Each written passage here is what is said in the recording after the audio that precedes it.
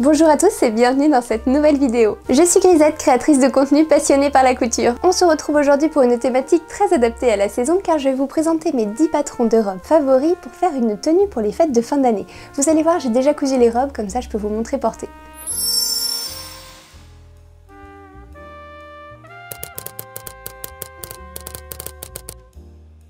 Les fêtes sont un moment où l'on peut vraiment s'amuser avec ses créations. Des tissus élégants, des coupes qui sortent de l'ordinaire ou même des touches de paillettes. Mais pour moi, au-delà du style, le confort reste essentiel. Se sentir bien dans ses vêtements, c'est aussi profiter pleinement des moments que l'on partage. Dans cette vidéo, je vais vous présenter 10 modèles que j'ai cousus spécialement pour cette occasion. Je vais les porter pour que vous puissiez voir le rendu et je vous donnerai mon avis sur chaque pièce, le patron, la coupe, la difficulté. Alors installez-vous confortablement, c'est parti! La robe Angela est un modèle qui peut être décliné en plusieurs longueurs, avec ou sans fente. On retrouve des manches ballons, une taille cintrée qui monte haut sous la poitrine et des fronces sous celle-ci. La coupe de cette robe est féminine et élégante tout en étant assez couvrante pour ne pas avoir froid et être à l'aise. J'ai fait quelques modifications au niveau des manches car j'ai choisi de faire celle du pack sleeve de Pattern Co. C'est une marque de patrons espagnole qui propose des patrons toujours originaux et j'aime beaucoup ces manches très bouffantes et très larges. A noter qu'en contrepartie, elle consomme énormément de tissu. Il faut savoir que cette robe a fait grand débat sur les réseaux, certains la trouvant beaucoup trop sage à leur goût. Il y a même quelques personnes un peu mal intentionnées qui sont venus me dire que ça faisait robe de bonne sœur. La référence m'a fait beaucoup rire et je m'en suis remise. J'ai néanmoins pensé moi-même à la modifier car elle n'est pas si facile à porter. Les coloris me font plus penser à la saison été, printemps-été et pourtant le tissu est en lainage donc je ne peux pas la porter quand il fait chaud. Il a même tendance à gratter un peu. Pour le moment je n'ai pas trouvé de voie de modification possible et c'est vrai que quand je la reporte je la trouve tellement jolie que j'aurais du mal à venir la recouper. Peut-être en la raccourcissant un petit peu, je ne sais pas trop. Si vous avez quelques conseils à me donner, n'hésitez pas à les laisser en commentaire. Pour les besoins d'un tutoriel que je vous sortirai bientôt sur cette chaîne, j'ai rajouté des poches sur cette robe. J'avais besoin de poches contrastantes pour que vous puissiez bien voir les détails. C'est quelque chose qui est réversible, je vais donc les enlever car là sur une robe moulante, elles ont tendance à trop s'ouvrir et ce n'est pas du tout élégant. Cela fait longtemps que je ne vous ai pas parlé des patrons d'Atelier Bernie, mais j'aime toujours autant cette maison. Les explications sont claires, faciles à suivre et les modèles de qualité. J'ai cousu cette version en flanelle de chez Divasus. C'est un lainage donc elle est très chaude mais gratte un peu. En termes de difficulté, je dirais que c'est un niveau intermédiaire car il y a tout de même des finitions assez propres à réaliser au niveau de la fente, une certaine justesse de la couture pour que la poitrine tombe bien et la pose d'un zip invisible. En fonction des matières que vous utiliserez, la difficulté sera bien sûr plus ou moins élevée. Je trouve qu'Angela est une robe parfaite pour les fêtes car elle a une silhouette très élégante, permet de danser si l'occasion se présente et a un peu d'aisance au niveau du tour de taille pour pouvoir profiter du repas.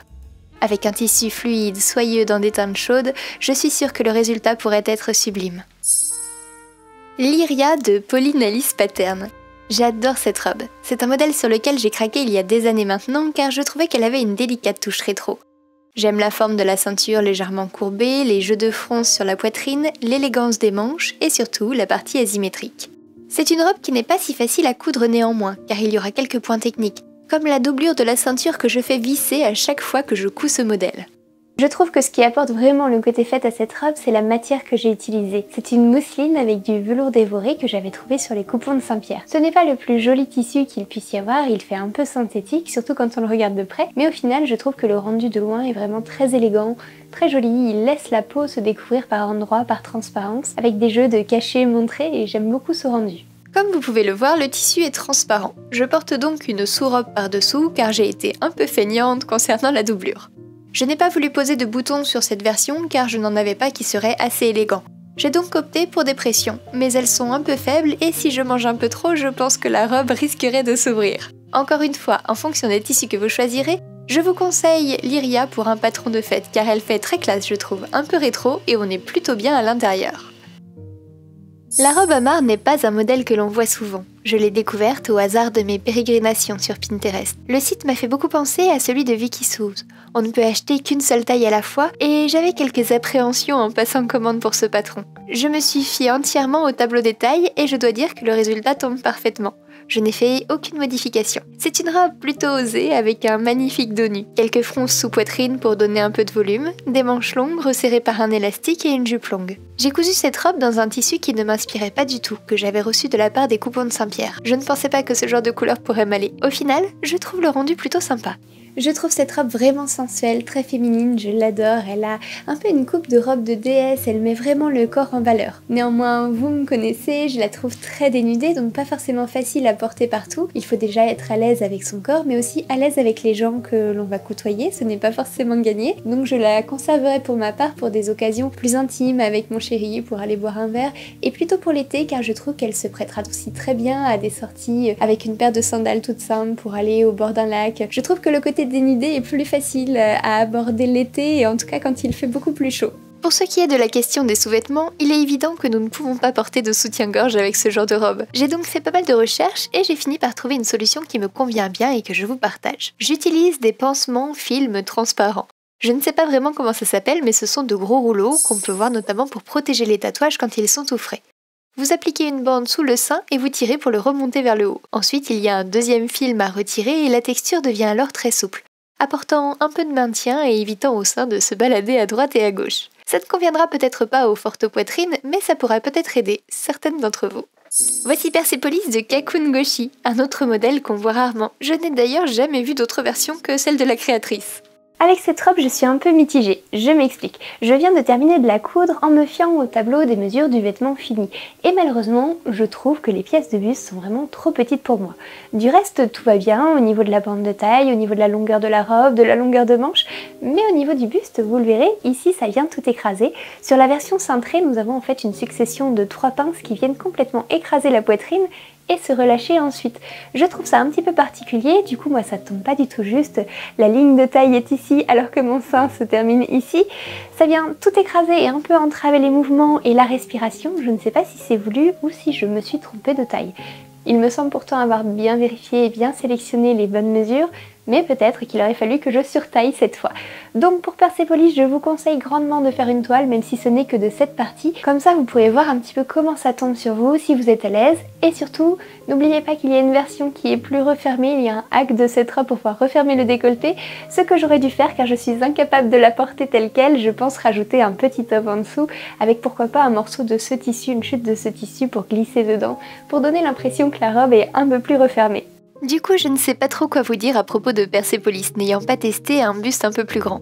Je trouve que c'est quand même un modèle qui a du potentiel avec beaucoup de jolies choses. Les plis religieux à la taille, les poignées de manche, les épaules froncées, la longueur de la jupe, ce sont pas mal de détails que j'apprécie, mais je reste un peu bloquée sur les pinces de poitrine dans la version cintrée. Peut-être que la version à fronce serait plus facile à porter.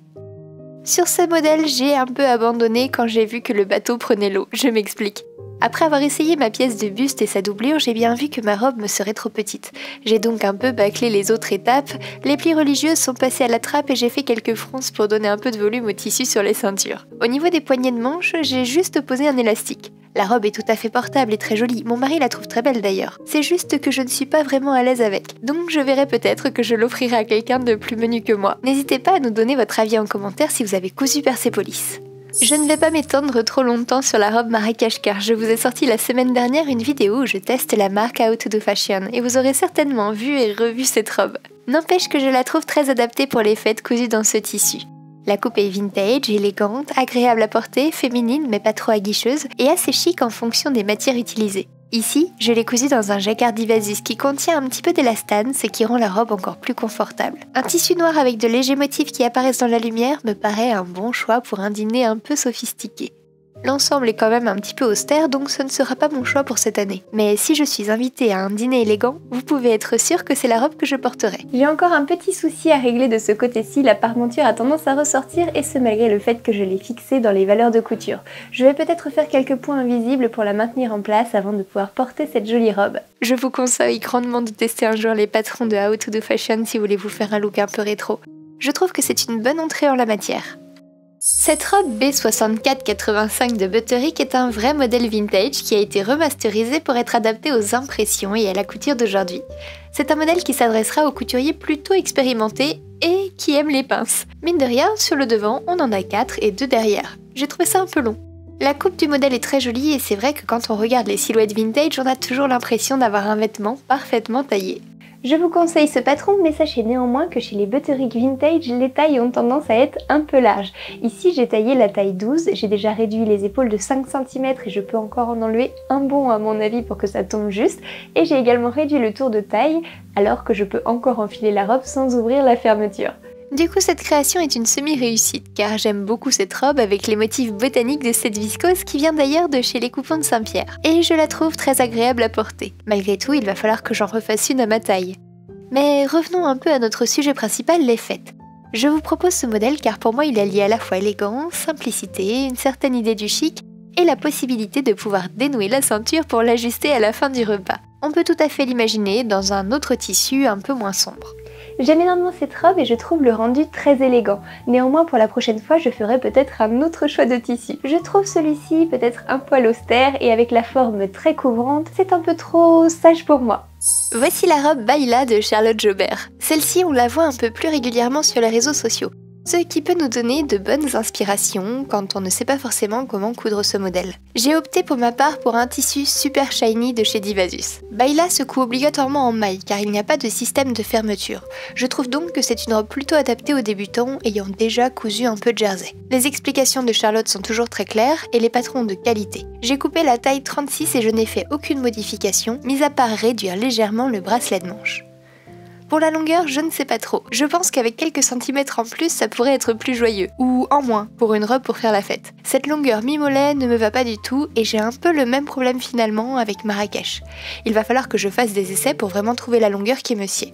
J'avais longuement hésité pour ce tissu entre ce modèle et un autre et vous m'avez aidé à choisir sur les réseaux. Je pense que nous avons fait un bon choix car la matière et le patron s'accordent plutôt bien. Même si on peut se l'avouer, c'est quand même très chargé. Alors pour le coup, cette robe Baila est vraiment hyper festive. Je crois que j'ai rarement eu l'occasion de coudre des tissus aussi bling bling. J'adore quand même le rendu, je trouve qu'elle est parfaite pour une soirée un petit peu rigolote, un peu amusante, une soirée plutôt décontractée même si elle peut faire très chic car quand même il faut assumer le côté très matu vu, très expansif de cette robe, mais en même temps j'aime bien, je trouve qu'elle est sympa et que pour le coup elle ramène pas mal de bonne humeur. Je pense que le modèle Baila est parfait pour les fêtes car c'est un modèle qui se coud en maille. C'est vraiment une matière que je commence à apprécier de plus en plus qui allie confort et parfois élégance. Bon, pour cette robe, je trouve qu'au niveau du chic, on est un peu passé à côté. Mais là, c'est un bel effet waouh. Donc si vous voulez une version un peu plus sobre, vous pouvez opter pour un jersey avec un peu de paillettes ou rester dans une couleur unie comme un vert forêt ou un rouge sombre. En tout cas, cette robe vous apportera le confort nécessaire pour apprécier votre dîner.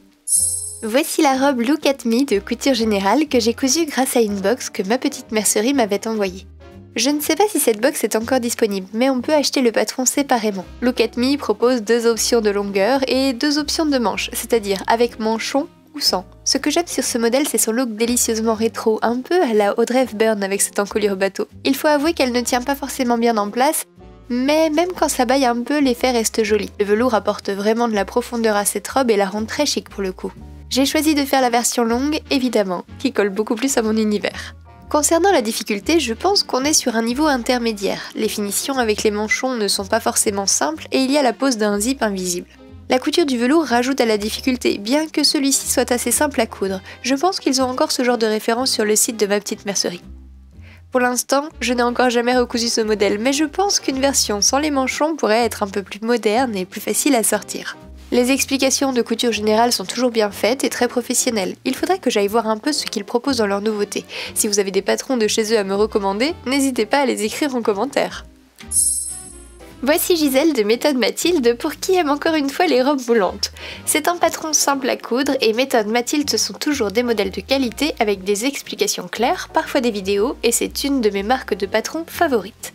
La robe Gisèle de Méthode Mathilde est vraiment un basique que je vous recommande d'avoir dans votre patron tech.